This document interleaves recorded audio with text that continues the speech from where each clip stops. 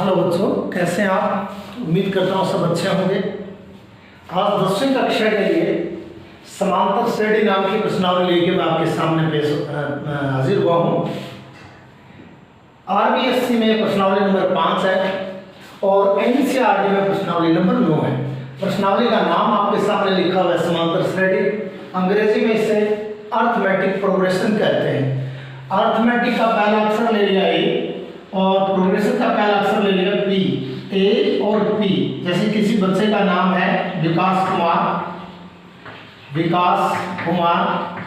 तो वो बच्चा अपना नाम शॉर्ट में यदि लिखेगा वीके लिखेगा, तो यही अर्थमेटिक प्रोग्रेशन को यानी समांतर श्रेणी को आप शॉर्ट में एपी लिखेंगे। बार बार इस एपी शब्द का मैं यूज करूंगा।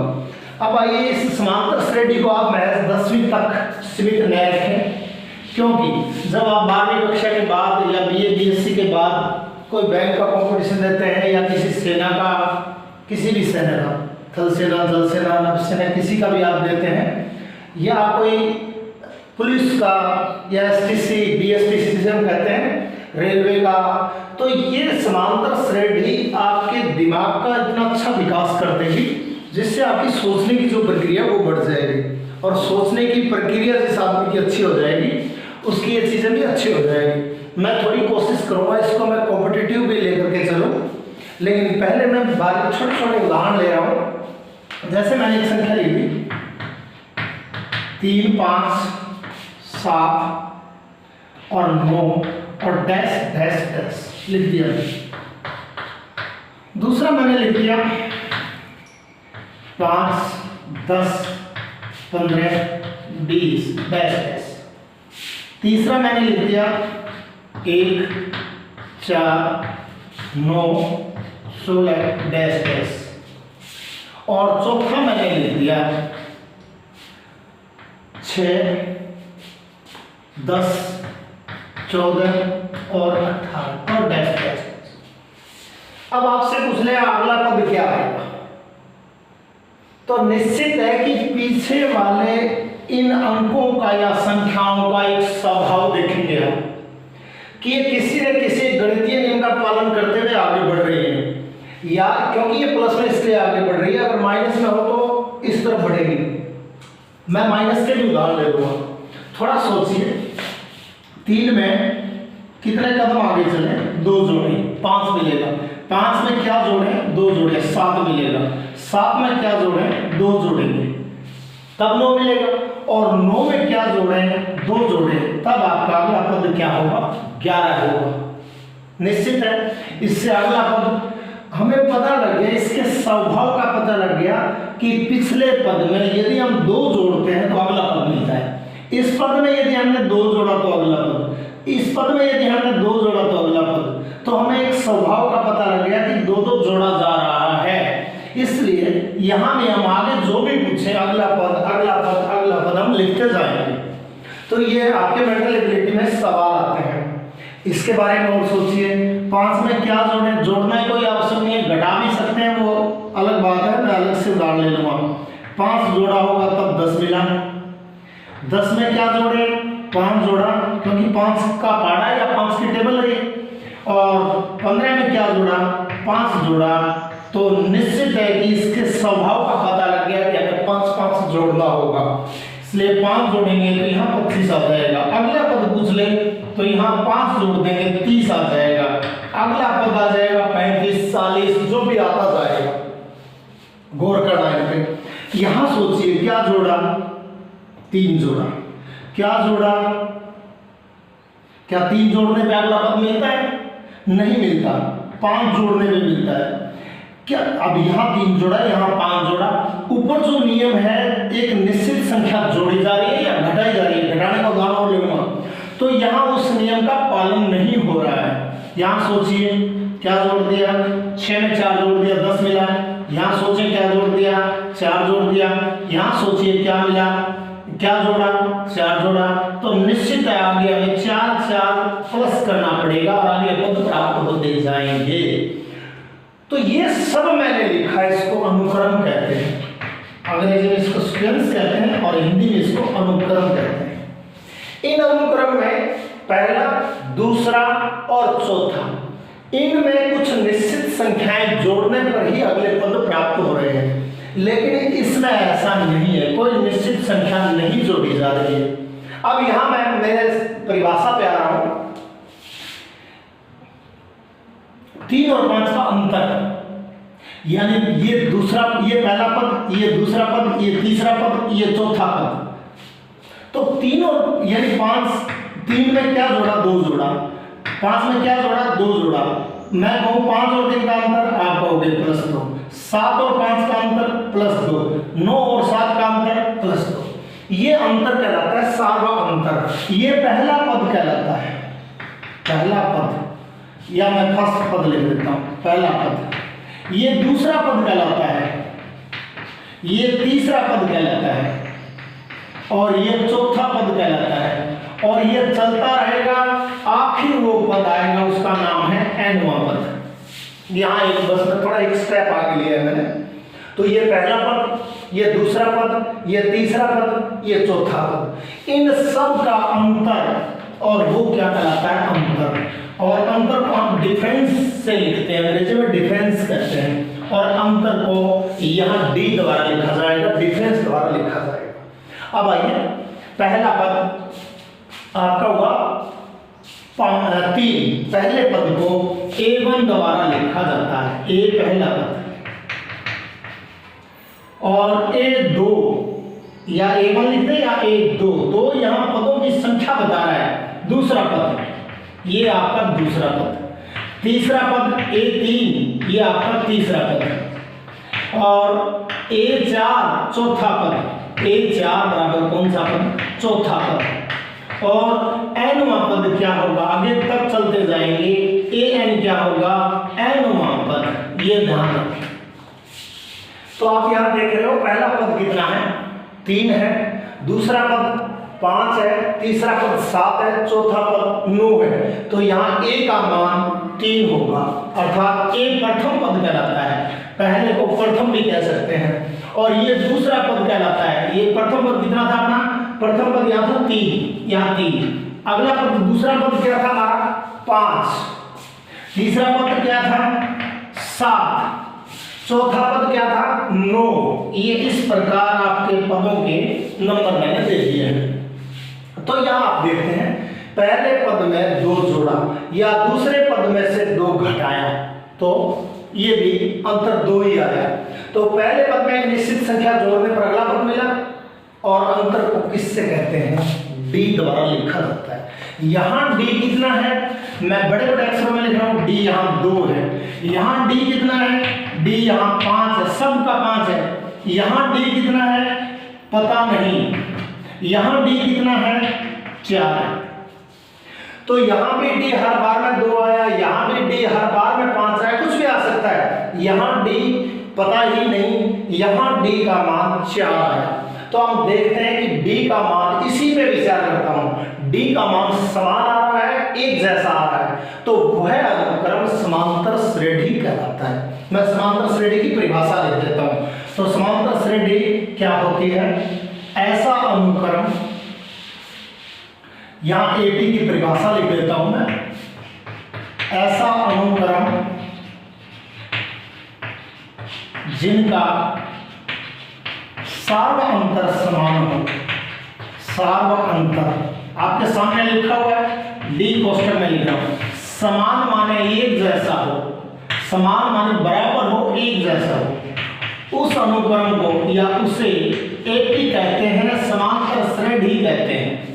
उसे एपी कहते हैं या समांतर श्रेणी कहते हैं। समांतर श्रेणी के, समांतर एपी के, मैं अब एपी लिखूंगा भाई, बार बार बड़ा हो जाएगा। एपी के प्रथम पद को ए से A1 भी लिख सकते हो, दूसरे पद को या द्वितीय पद भी कह सकते हो, दूसरे पद को A2 से लिखते हैं, तीसरे पद को A3 लिखते हैं, और चलता रहेगा। nवें पद को An द्वारा लिखा जाता है, पैरों में होगा ये, ये ध्यान रखिए, ये पैरों में है, इसका साइज थोड़ा छोटा कर दें, मैंने बड़ा लिख दिया, साइज थोड़ा छोटा कर दें। और ए एन इसके पैरों में है, ये ए एन ऐसे मत ले देना, यहाँ A1 ऐसे मत लिख देना, गलत है ये। तो A1 लिखेंगे, इसको 1 कहते हैं। और A2 पहले भी बता चुका हूँ, ये इसमें फर्क है, ये बराबर नहीं है। ये A2 पद का नंबर है, ये A स्क्वायर यानी A गुणा A है।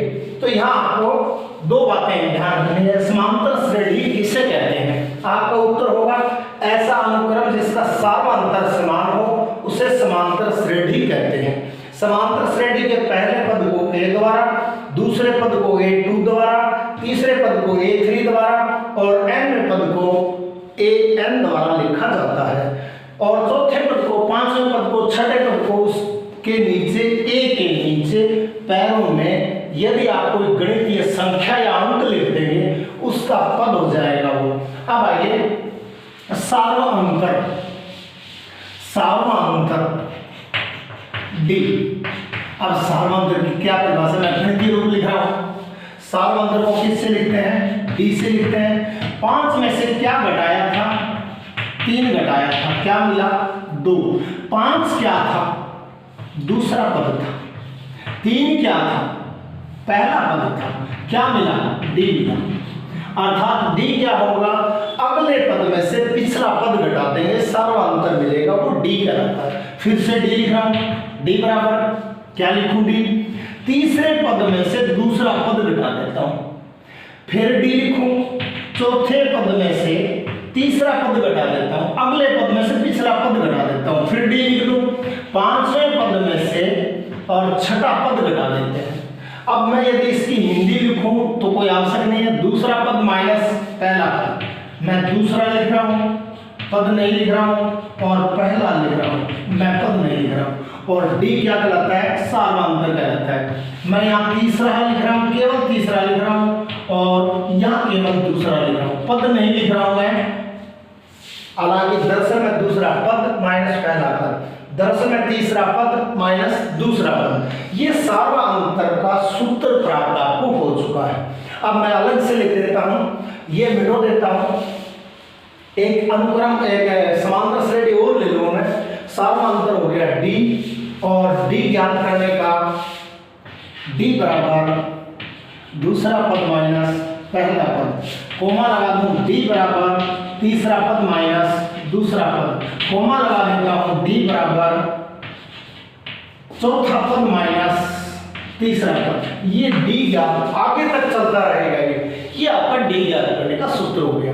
अब मैं आपसे एक उदाहरण, मेरा मैं एक लेसन में लगभग आज के लेक्चर में मैं एक ही उदाहरण लेकर के आपको बहुत सी बातें बताना चाह रहा हूँ। अब यह मैंने एक उदाहरण ले लिया, 5, 10, 5, 9 ले लेता हूँ, 4 जोड़ दिया है मैंने, 9 में 4 जोड़ दिया 13, 13 में 4 जोड़ दिया 17, डैश डैश डैश 3 डैश लगा दें। ये आपका एग्जाम्पल ले लिया। आपसे सवाल मैंने कर दिया, क्या दिया गया अनुक्रम, क्या दिया गया अनुक्रम AP है?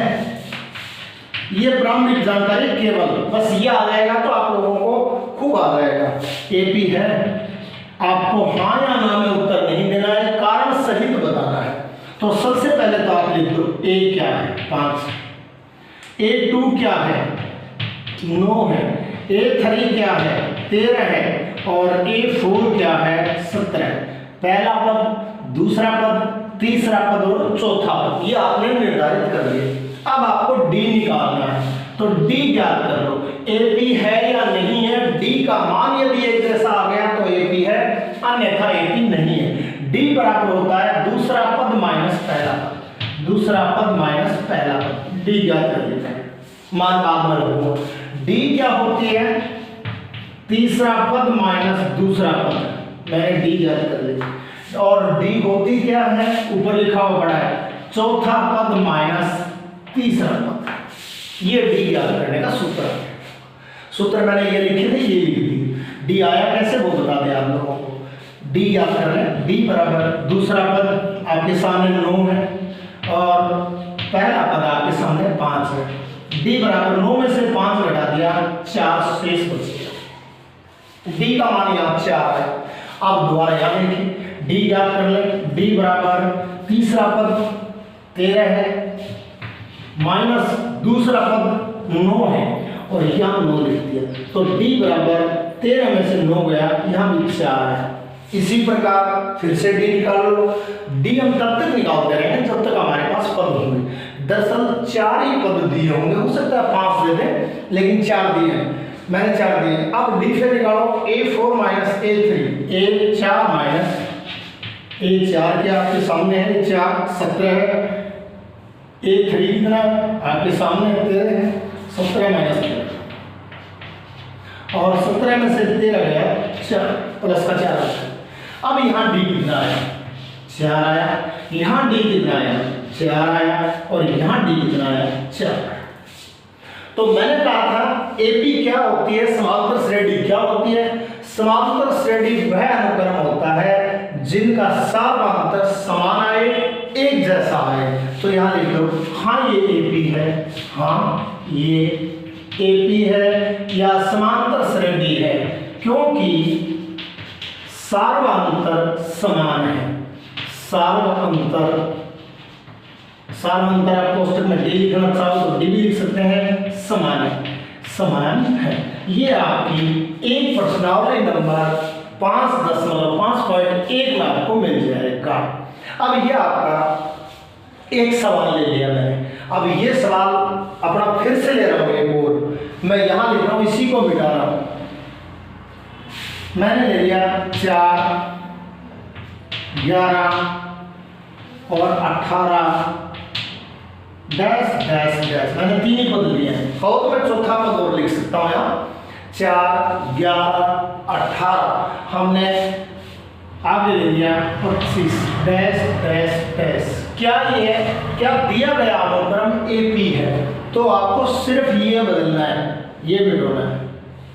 जब आपका अभ्यास हो जाएगा तो ये लिखने की कोई आवश्यकता नहीं है। ये यदि आप लिखोगे समय की वेस्टेज होगी, समय बर्बाद होगा। ए पहला पद 4, A2 दूसरा पद 11, A3 तीसरा पद 18 और A4 चौथा पद 25। आपके सामने सब कुछ है, बाकी मुझे कुछ नहीं मिटाना है, ये मिटाना है।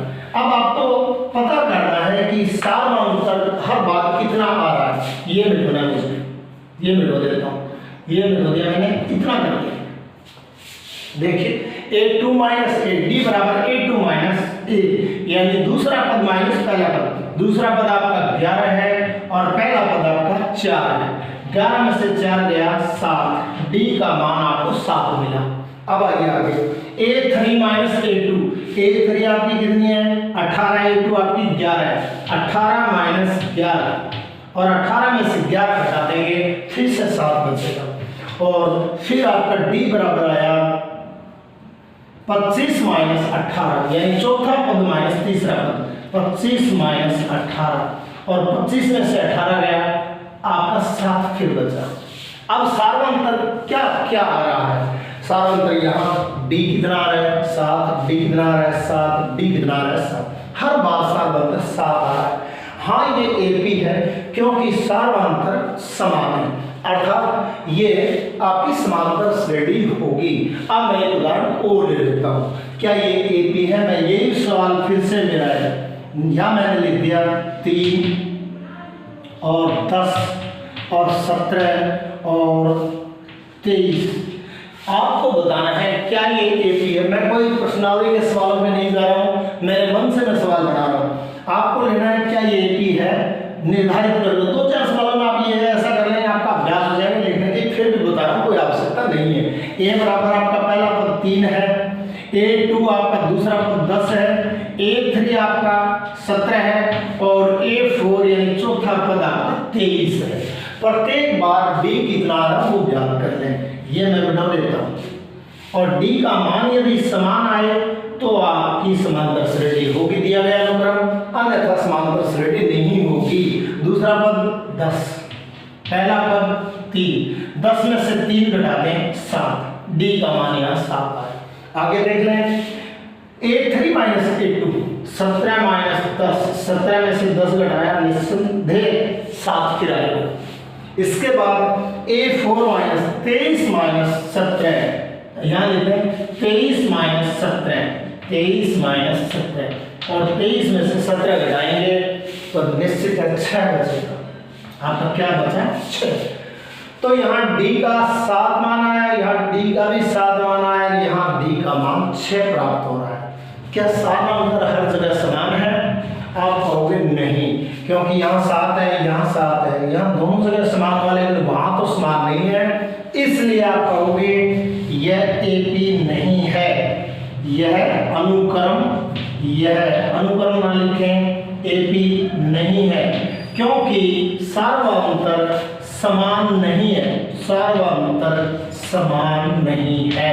तो ये आप पहचान गए होंगे कौन सा अनुक्रम AP होगा और कौन सा अनुक्रम AP नहीं होगा।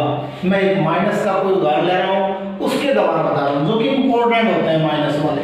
मैंने ले लिया -6 -3, यहाँ 0 और यहाँ ले लिया मैंने 2 टेस्ट। अगला मेरा उदाहरण ये है, क्या दिया गया ये अनुक्रम, क्या दिया हुआ अनुक्रम AP है? हाँ तो क्यों, ना तो क्यों। कारण ये देना है, ये मैं तो देता हूँ। आपके सामने सारे आंकड़े हैं, इन आंकड़ों की भरपाई कर लें और D का मान प्राप्त कर लें। यदि D का मान हर जगह एक जैसा आ रहा है, हर जगह समान आ रहा है, तो AP होगी, अन्यथा AP नहीं होगी। तो समांतर श्रेणी होगी, नहीं तो नहीं होगी। यहाँ -6 पहला पद, दूसरा पद -3, तीसरा पद 0 और चौथा पद 2। ये आपका मैंने A1, A2, A3, A4 का निर्धारण कर लिया, D ज्ञात कर लिया। दूसरा पद माइनस पहला पद, दूसरा पद आपका कितना है? -3। ये माइनस ध्यान देंगे, इसका मान -3 था, ये माइनस इसका प्राकृतिक है। अब खुद पहला पद क्या है? खुद माइनस का है, इसलिए इसको कोष्टक में नहीं लिखते माइनस। ध्यान दे दें, कोष्टक मैंने पहली बार लगाया, इसलिए लगाया क्योंकि इसका मान भी माइनस था, कोष्टक से बाहर भी माइनस है, इसका हिसाब कर लेते हैं। तो -3, माइनस को माइनस से गुणा किया, आपका प्लस प्राप्त हुआ। या चिन्हों को गुणा करना भी बता चुका हूं मैं। D बराबर -3 है ही, माइनस को माइनस से गुणा करेंगे, प्लस का आ जाएगा। अब आपके पास 6 प्लस के 3 माइनस के, और निस्संदेह आपके पास क्या बचेगा? 3 प्लस का बचेगा, बड़ा वो चिन्ह वाला बचता है। इसके बाद यहाँ भी आओ, तीसरा पद माइनस दूसरा पद, आपका तीसरा पद 0 है और माइनस ये माइनस, दूसरा पद आपके सामने -3 है, क्योंकि माइनस का चिन्ह था इसलिए माइनस का चिन्ह हो, बार माइनस का चिन्ह हो, छोटा कोष्टक लगा देते हैं, घटा दो।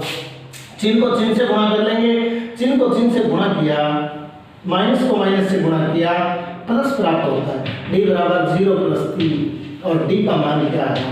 3 आया। यहाँ भी D का मान 3, यहाँ भी D का मान 3, सब कुछ समान चल रहा है। अब आगे D बराबर, यहाँ ले लेते हैं, D बराबर चौथा पद माइनस तीसरा पद, चौथा पद आपका है 2 बिल्कुल, और अगला तीसरा पद आपका 0। तो 2 तो प्लस का था, ये चिन्ह ये रहा, 0 कोई चिन्ह का नहीं होता, 0 न धनात्मक होता है न ऋणात्मक होता है। D बराबर 2 में से 0 घटा दें या जोड़ दें, क्या मिलेगा? 2 ही मिलेगा। देखिए D का मान यहाँ 3, D का मान यहाँ 3, D का मान वहां 2, तो आप लिखेंगे यह AP नहीं है, क्योंकि सार्वभौमतर समान नहीं है। अब ये माइनस वाला मैंने ले लिया अनुक्रम एक, जो कि एक AP नहीं थी। तो आपको पता हो गया कौन AP है, कौन AP नहीं है। इसके बाद मैं थोड़ा स्टेप बाय इसको आगे बढ़ा रहा हूँ। अभ्यास माला के प्रश्न हम फिर करेंगे। मैं मेरी तरफ से कोई AP ले रहा हूँ और उसी को मैं प्रश्न बढ़ा रहा हूँ। D ज्ञात करने का फार्मूला आपके सामने में लिखा हुआ है। मैंने AP ले ली 4, 10 और 14 और मैंने ले लिया डैश डैश डैश। क्या ये AP है? सेम टू सेम पिछला, यदि हाँ तो ये नया, बड़ा धैर्य से करवा रहा हूँ, यदि हाँ तो अगले 3 पद और लिखिए, 3 पद और लिखिए और लिखो। ये आपका प्रश्न बना दिया मैंने। आपको सबसे पहले एक सवाल, 2 सवाल आपके सामने है। पहला हमें पता करना है क्या दिया गया अनुक्रम एक एपी है अर्थात समांतर श्रेणी है, नंबर 1। नंबर 2, यदि समांतर श्रेणी है तो इससे आगे पद क्या आएगा, वो होगा 5वां पद। इसके आगे और क्या आएगा, वो होगा 6वां पद। और इसके आगे और क्या आएगा, वो होगा 7वां पद। अर्थात आपको नए 3 पद और लिखने हैं। लिखने आप समझ ही गए होंगे। वैसे अगर थोड़ा अभ्यास धीरे धीरे हो जाएगा तो आपको पता हो गया हाँ ये एपी है। 10 में से 4 घटाया 6, 14 में से 10 घटाया 4, यहाँ 16 लिख रहा हूँ। और यहाँ अंतर कितना आया 6 का, यहाँ अंतर कितना आया 6 का, और यहाँ भी अंतर कितना आया 6 का। तो 4, 10, 16 और 22 क्या ये एपी है? यदि है तो अगले 3 पद और लिखिए। तो सबसे पहले एपी है या नहीं है ये पता करते हैं। आपको पता है ए क्या है, पहला पद। आपको पता है A2 यानी दूसरा पद क्या है 10। आपको पता है A3 16 और A4 भी आपको पता है 22। ये तो पहले A1 A2 A3 A4 आपने पता कर लिया। अब D ज्ञात करना। D बराबर होता क्या है, दूसरा पद माइनस पहला पद, यहाँ ज्ञात कर लेगा। फिर हमें D और ज्ञात करना है। D बराबर तीसरा पद माइनस दूसरा पद, यहाँ ज्ञात कर लेंगे। और फिर ये वैसे तो लंबे पेज पर ज्ञात करते हैं लेकिन मैंने इसको अलग अलग कर दिया। D बराबर चौथा पद माइनस तीसरा पद, ये हम ज्ञात कर लेंगे। ये ज्ञात करने के लिए आपके पास सारे आंकड़े, सारे डाटा उपलब्ध है। A2 कितना है, A2 आपके सामने 10 है और A1 4 है। D बराबर 10 में से 4 है 6, D का मान 6 रखो। इसी प्रकार D बराबर तीसरा पद आपका क्या है 16 और दूसरा पद आपका 10। तो D का मान 16 में से 10 घटा दिया 6, यहाँ भी D का मान 6 मिल रहा है, यहाँ भी 6 मिल रहा है। अब आइए D बराबर चौथा पद माइनस तीसरा पद। चौथा पद आपके सामने 22 है, तीसरा पद आपके सामने 16 है। तो 22 माइनस 16, 22 में से 16 घटाएंगे, निश्चित है कि 6 बचेगा। यहाँ पे D का मान क्या आया 6। तो आप क्या लिखोगे, हाँ दिया गया अनुक्रम एक एपी है, वो यहाँ लिखोगे। हाँ उपरोक्त या दिया गया जो भी लिखना हो ऊपर लिखा हुआ अनुक्रम एपी है, एपी। क्योंकि सार अंतर समान है, क्योंकि सार अंतर एक जैसा है, समान है, एक जैसा है। ये लिखते हैं। एक भाग आपका पूरा हो गया। ये तो पहले वाला ये क्वेश्चन हो गया, हालांकि मैंने संख्याएं बदल दी है। अब जब ये एक भाग पूरा हो गया है तो अगले भाग पे आइए। तो अगले यानी नेक्स्ट 3 स्टेप और लिखने हैं आपको। 3 स्टेप कौन से लिखने हैं? आपको चौथा 5वां पद लिखना है, आपको 6ठा पद लिखना है, आपको 7वां पद लिखना है। अब मैं चौथा ये लिख रहा हूँ, चौथा 5वां और 6ठा लिख रहा हूँ। चौथा लिखा पड़ा सो 5वां 6ठा और 7वां लिख रहा हूँ। अब मैं D पे फिर आ रहा हूँ। अब यहाँ आपको एक सूत्र बनाना बता रहा हूँ। D बराबर होता है 5वां पद माइनस चौथा पद। ये सहमत हो आप? बिल्कुल सहमत। इसके बाद D बराबर होता है 6ठा पद माइनस 5वां पद, ये भी सही। और D बराबर होता है 7वां पद माइनस 6ठा पद। कोई संदेह नहीं है, वही बातें चल रही है पिछले पद में से, सॉरी अगले पद में से पिछला पद घटाना है। अब ये एक समीकरण है, देखो मैं समीकरण भी आपको बता चुका हूँ। आपको ज्ञात करना है 5वां पद, 5वां पद ज्ञात करना है। समीकरण का ये पलड़ा घुमा करके यहाँ लिख रहा हूँ, रफ का ये कर रहा हूँ मैं, A5 माइनस A4 लिख दिया मैंने, और बराबर ये D। मैंने क्या किया, राइट हैंड पूरे पलड़े को उठा के लेफ्ट हैंड की तरफ ले आया और लेफ्ट हैंड के पूरे पलड़े को राइट हैंड में ले आया। जैसे फॉर एग्जाम्पल मैं तराजू बना देता हूँ, ये तराजू के पलड़े हैं, ये दो पलड़े दोनों बैलेंस में है, संतुलित है। यहाँ क्या था डी और यहाँ क्या था A4 minus A5 minus A4, चौथा पद, पांचवा पद माइनस चौथा पद। यदि इस पलड़े का समान दोनों बराबर है, दोनों बराबर, कोई पलड़ा ऊंचा नीचा नहीं है, ये समान उठा करके यहाँ ले आऊं और ये समान उठा करके यहाँ ले जाऊं, अर्थात मैं यहाँ ये लिख दूं A5 माइनस A4 और यहाँ क्या लिखूं मैं D, तो भी इसके बैलेंस में अर्थात तराजू के संतुलन में कोई फर्क नहीं पड़ेगा। यही किया मैंने यहाँ में, ये बार बार काम आएगा। अब मुझे पांचवा पद याद करना था, मैं पांचवा पद लेफ्ट हैंड साइड में है तो लेफ्ट हैंड में रख लेता हूँ बराबर का चिन्ह, डी राइट हैंड में तो राइट हैंड में ले लेता हूँ और यहाँ चौथे पद का पक्षांतर करूंगा तो ये माइनस का चिन्ह है तो प्लस का चिन्ह हो जाएगा। अर्थात पांचवा पद याद करने का सूत्र ये आ गया। इसकी हिंदी में लिख रहा हूँ, अब ये ना लिखूं, ये मिटो दूं तो भी चलेगा। अब यहाँ मैंने लिख दिया, इसी से बनाया मैंने यहाँ क्या लिखा, पांचवा पद बराबर इस पलड़े का ये इधर लिखने में कोई फर्क नहीं पड़ेगा, चौथा पद प्लस डी, ये आपका पांचवा पद ज्ञात करने का सूत्र प्राप्त हो गया। A5 ज्ञात करने का, इसको हटा दो तो क्या लिखूं, छठा पद बराबर पांचवा पद प्लस डी, ये आपके समझ आ गया होगा। अर्थात इसमें क्या जोड़ना है, मुझे डी जोड़ना है। पीछे भी मैंने उदाहरण लिया था, इसमें क्या जोड़ देंगे, हमारा डी क्या आ रहा था, हमारा डी आ रहा था 6 जोड़ देंगे, 22 में 6 जोड़ा वो प्राप्त हो जाएगा 28। तो क्या किया, ये कौन सा पद था, चौथा पद था। चौथे पद में हमने क्या ज्ञात कर लिया था, डी ज्ञात कर लिया था, वो डी जोड़ दिया। फिर हमें क्या मिल जाएगा, पांचवा पद, वो पांचवा पद मिल जाएगा, डी अपने जेब में।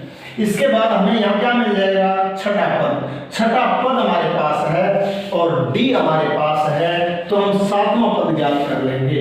सातवां पद बराबर छठा पद प्लस डी। ये अब ये आपका एक नया सूत्र मैंने बना दिया, ये कोई नए की बात नहीं है, आपने पक्षांतर कर दिया बस। पांचवा पद, सवाल क्या था, अगले तीन पद कौन से पद तक है, पहला पद, दूसरा पद, ये तीसरा पद और ये चौथा पद, और हमें क्या ज्ञात करना है, यहाँ पांचवा, यहाँ छठा और यहाँ सातवां, 3 पद ज्ञात करने हैं और तीनों पद ज्ञात। हिंदी लिखना चाहो तो मैं लिख देता हूँ हिंदी, पांचवा पद बराबर चौथा पद प्लस डी, चौथा पद प्लस डी होता है सार्वअंतर। ये आप इसकी हिंदी लिख सकते हैं, लेकिन हिंदी में आपका समय खराब होगा, आप नहीं लिखें। यहाँ छठा पद बराबर, हिंदी बोलिए, पांचवा पद प्लस डी, सातवां पद बराबर छठा पद प्लस डी। इस प्रकार आप अंग्रेजी से इनको गणितीय रूप से लिख सकते हो और हिंदी के रूप में भी आप लिख सकते हो। A5 बराबर चौथा पद आपके पास है 22 और डी यदि भूल गए हो तो 6 ज्ञात किया था। A5 बराबर 22 में 6 जोड़ दें, 22 और 6 28, अर्थात पांचवा पद क्या आ जाएगा, 28 आ जाएगा। छठा पद बराबर पांचवा पद 28 प्लस डी 6 आपने ज्ञात कर लिया था, छठा पद बराबर 28 में 6 जोड़ दें, 34 आ जाएगा। अगला पद 34 आ जाएगा।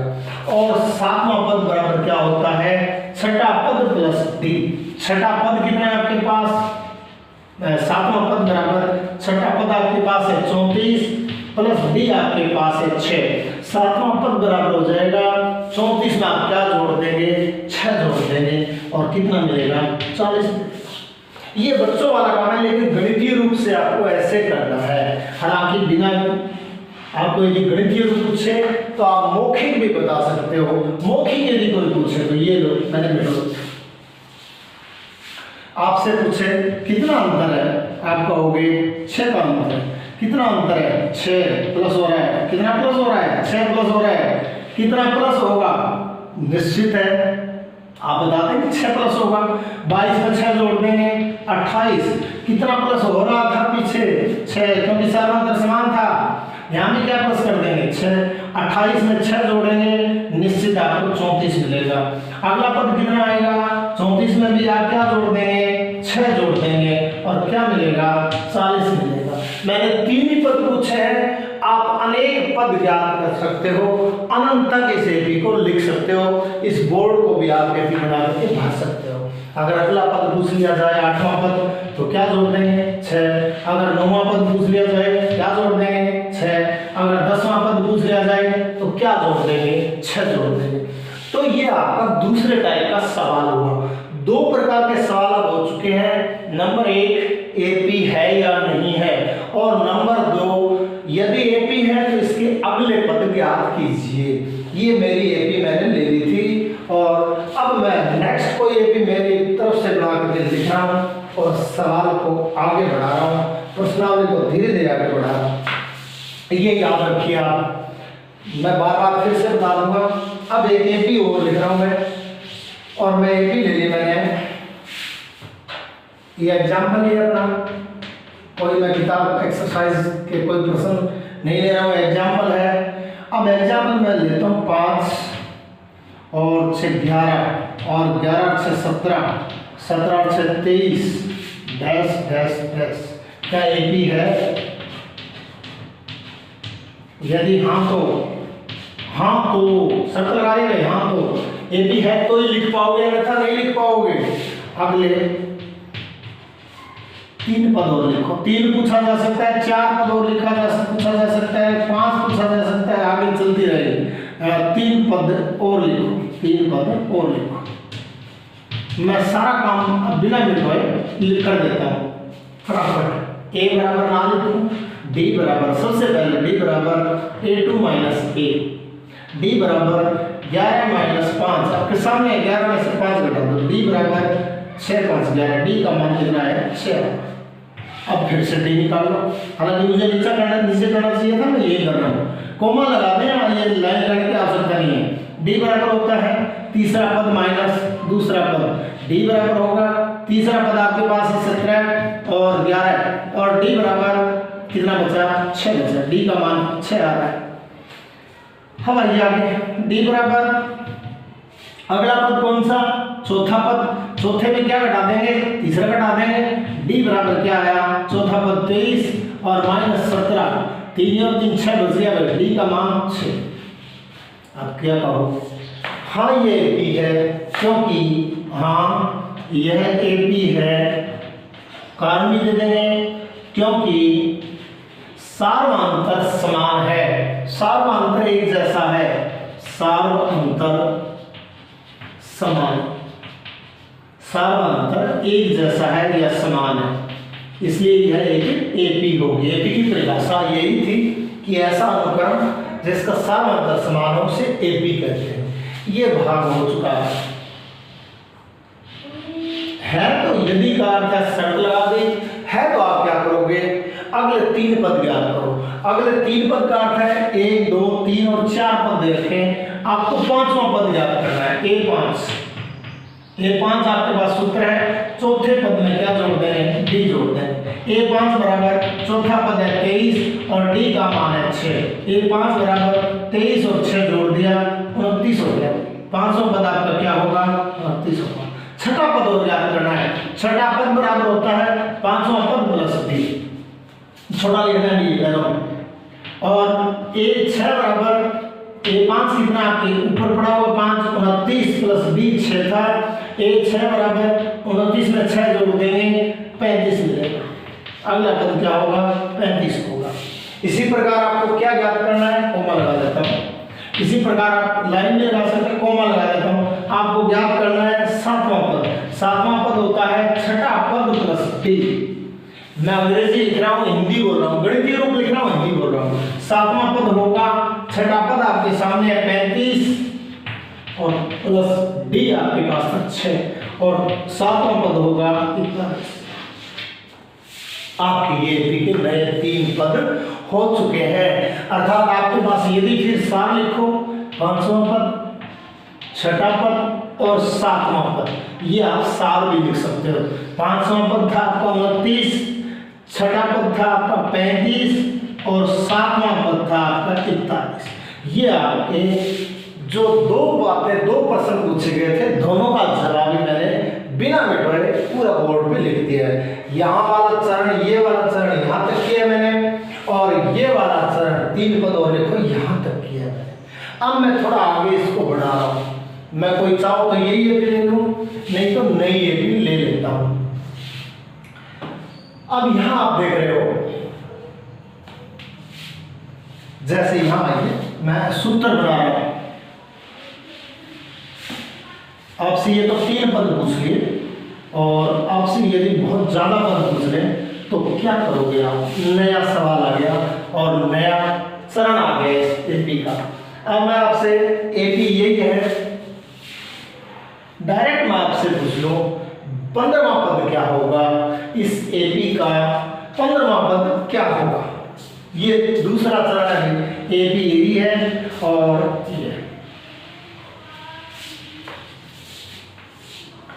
मैं 10वां पद ले तो 15वां बड़ा हो जाएगा, 10वां का। अब ये एपी है या नहीं है, वो संशय खत्म है। एपी है ही, ये सवाल कह रहा है हाँ ये एपी है ही, आपको पता नहीं करना। इस एपी का 10वां पद क्या होगा ये याद करना, क्या होगा। मैं एपी को यूं लेता हूं, खड़ी लाइन में लिख रहा हूं, 5, 11, 17, 23, कितना अंतर? 6 का क्या जोड़ा? 6 जोड़ा, क्या जोड़ा? 6 जोड़ा। मैं बिल्कुल आपको ये मान के चल रहा हूं, आपको कुछ नहीं आता, बिल्कुल नया है, इसलिए क्या जोड़ेंगे? 6 जोड़ेंगे। ये पहला पद था, ये दूसरा पद, ये तीसरा पद, ये चौथा पद, अब 5वें पद की बारी है। 23 में 6 जोड़ेंगे, निकाल चुके हम, 23 और 6 29। क्या जोड़ूं? 5 जोड़ूं, 29 में क्या जोड़ूं? सॉरी 6 जोड़ूं, 29 में 6 जोड़ा, छठा पद बन जाएगा, और 29 में 6 जोड़ा और आपका आया 35। 35 में क्या जोड़ूं? मजबूरी है 6 जोड़ना पड़ेगा, क्योंकि एपी है। 6 जोड़ा तो क्या मिला? 7वां पद मिला। 7वां पद कितना मिला? 41। 41 में क्या जोड़ूं? 6 जोड़ूं, 6 जोड़ा तो क्या मिला? 47। ये आपका हो गया 8वां पद। और 47 में क्या जोड़ूं? 6 जोड़ूं, 6 जोड़ा तो क्या मिला? 7 6 53, ये 9वां पद। अब 10वां पद पूछ लिया तो 53 में क्या जोड़ूं? 6 जोड़ूं, 6 जोड़ दिया तो क्या मिला? 59। ये तो हमारा देसी हिसाब किताब था। एक छोटे बच्चे ने समझ लिया तो छोटे बच्चे ने ऐसे सोच करके बता दिया, सोचने की क्षमता बढ़ गई। लेकिन इसको गणितीय रूप से कैसे हल करेंगे ये नहीं करना है। सवाल क्या था आपका? दी गई एपी का 10वां पद क्या होगा? तो 10वां पद तो हमने ज्ञात कर लिया, 59 होगा। लेकिन ऐसे नहीं करना, निश्चित 59 होगा, आपका उत्तर सही है, या हमारा उत्तर की पुष्टि भी हो जाएगी। लेकिन इसको करना कैसे है? मैं nवां पद ज्ञात करने का सूत्र लिख रहा हूं। nवां पद, जो भी पद का नाम ले वो पद ज्ञात करना। nवें पद को मैंने कहा था an लिखते हैं, और a प्लस n माइनस 1 गुणा d, ये आपका नया सूत्र आ गया। बना कैसे, क्यों बना, बहुत सी बातें हैं, लेकिन यहाँ पर एक बार मतलब की बात, an को क्या कहते हैं? nवां पद। यहाँ सूत्र में जो जिन का प्रयोग हुआ है उनका लिख रहा हूँ। ए प्रयोग हो चुका है, प्रथम पद या पहला पद। n यहाँ नया आया है। n होती है पदों की संख्या, पदों की संख्या, ये n कहलाती है, पदों की संख्या, सही लिख दिया मैंने। और d पहले भी आ चुका है, सार्वधातुक। प्रश्नावली को आगे बढ़ाया है मैंने, ये नई बात आ गई। अर्थात ये यदि आप ढूंढोगे आरबीएससी में तो 5.1 में नहीं मिले, क्योंकि 2 में मिलेगा, और ये 9 पॉइंट शायद 1 में मिलेगा। एनसीईआरटी मेरे पास नहीं है, लेकिन अब आइए, सब कुछ आपके पास है, केवल आपको ये सूत्र याद रखना है। फिर भी आप याद करो, an बराबर पहला पद प्लस एक कम डी। मान लेते हैं आपसे पूछ लिया 20वां पद, a 20, तो आप क्या कहोगे? a प्लस n का मान कितना है? 20 माइनस 1 गुणा d। अर्थात 20 में से 1 गया 19, a 20 बराबर a प्लस 19 यहाँ 20 है तो यहाँ d के साथ 19 लगाओ, एक कम लगा होगा। आपसे 80वां पद पूछ लिया, a 80 बराबर आप सूत्र में 80 रख दो यहाँ, a प्लस 80 में से 1 घटाया 79 79 d ये मिले। आपसे पूछ रहे 75वां पद a 75 पदों की संख्या में n का मान है तो आप डायरेक्ट लिख देंगे, क्या लिखो a प्लस 74 d।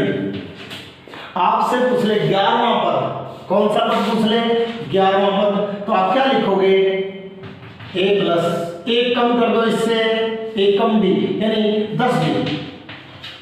आपसे पूछ ले 100वां पद a 100, आपसे पूछे a 100 बराबर a प्लस 99 समझ गए, एक कम हो रहा है n का मान, एक कम d। मैं बोल रहा हूं बार बार an ज्ञात करने का, nवां पद ज्ञात करने का सूत्र क्या है, an बराबर nवां पद क्या कहलाता है an, और nवें पद को एक अंग्रेजी के अक्षर द्वारा और व्यक्त किया जाता है जो ये है, उसको लिख देता हूं मैं, आगे लिख दो चलो, l कहते हैं, nवां पद को क्या कहते हैं स्मॉल l, ये l फॉर लोइन वाला l।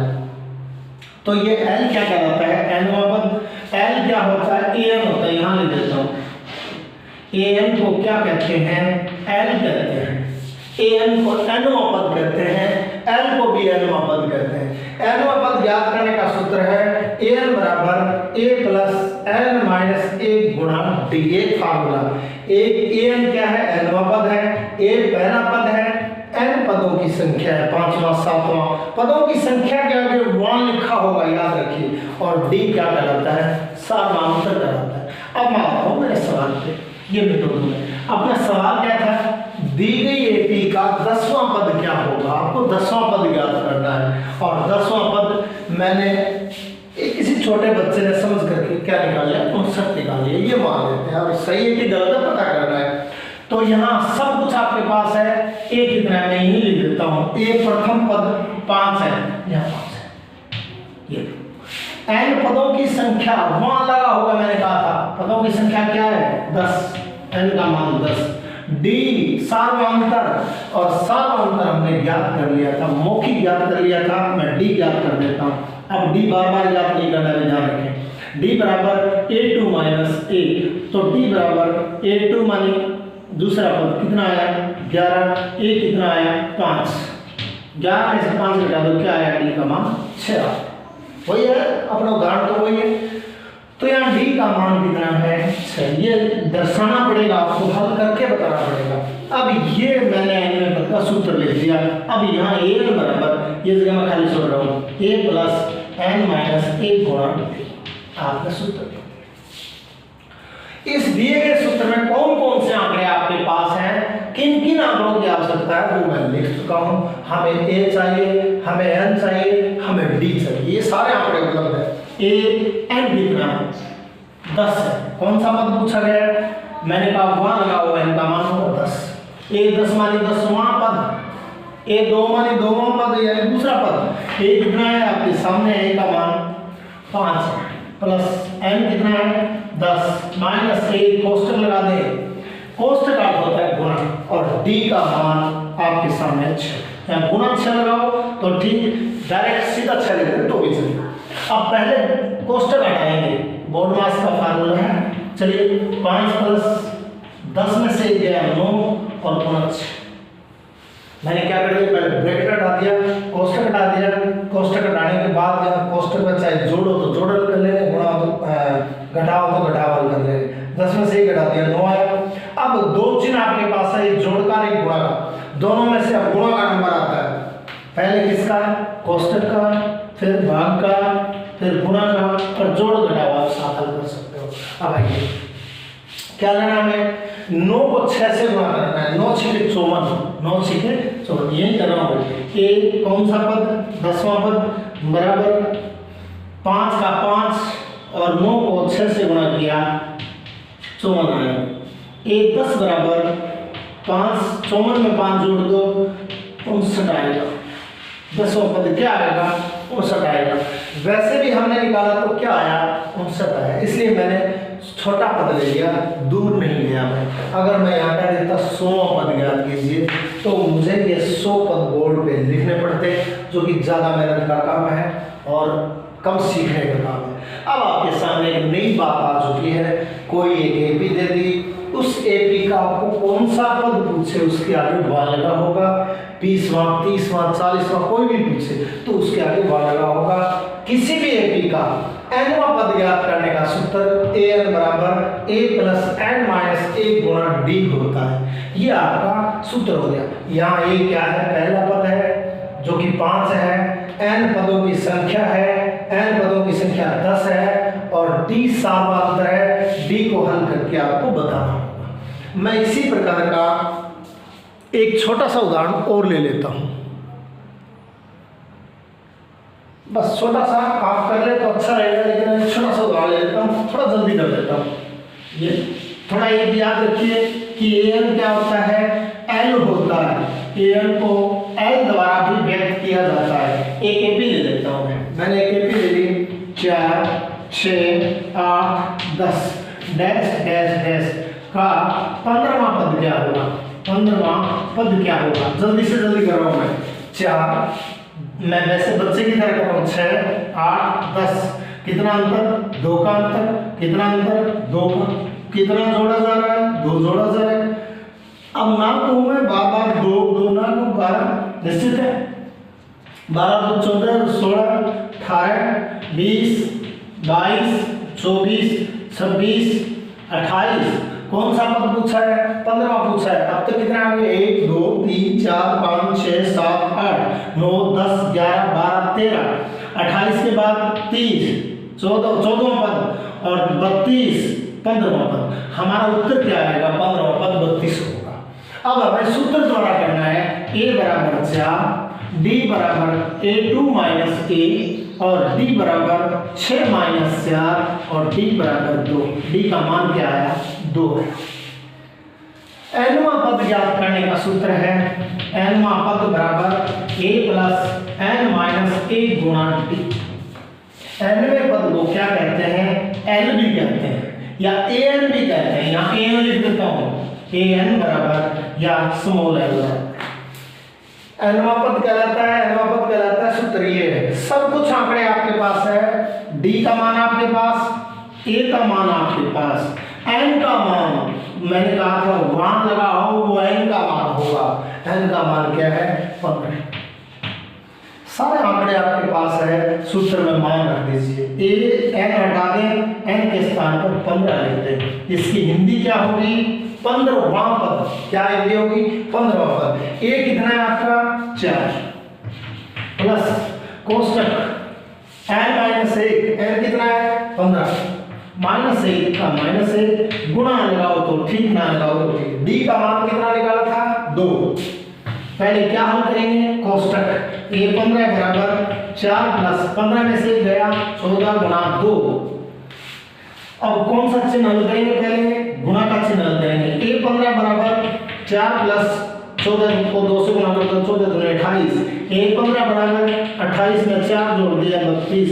अर्थात इस AP को लिखते जाएं लिखते जाएं लिखते जाएं लिखते जाएं लिखते जाएं, 15वें पद तक लिख दो, वो 32 मिलेगा। तो ये आपका 2 टाइप के क्वेश्चन हो गया। पहला, क्या AP है तो उसके अगले पद ज्ञात करो। दूसरा, यदि AP है तो उसका 15वां 20वां 30वां 40वां 100वां 1000वां पद ज्ञात करो। तो वो ज्ञात करने के लिए ये आपको एक ही फार्मूला याद रखना है, D का फार्मूला याद रखना है। D क्या ज्ञात कैसे ज्ञात करते हैं, अगले पद में से पिछला पद ज्ञात कर लेते हैं। लगभग ये मैंने मेरी तरफ से जो उदाहरण लिया है, लगभग आधे उदाहरण ले लिए, उसके आगे और चलूंगा, फिर अभ्यास मामले में प्रश्न ले लूंगा। धन्यवाद।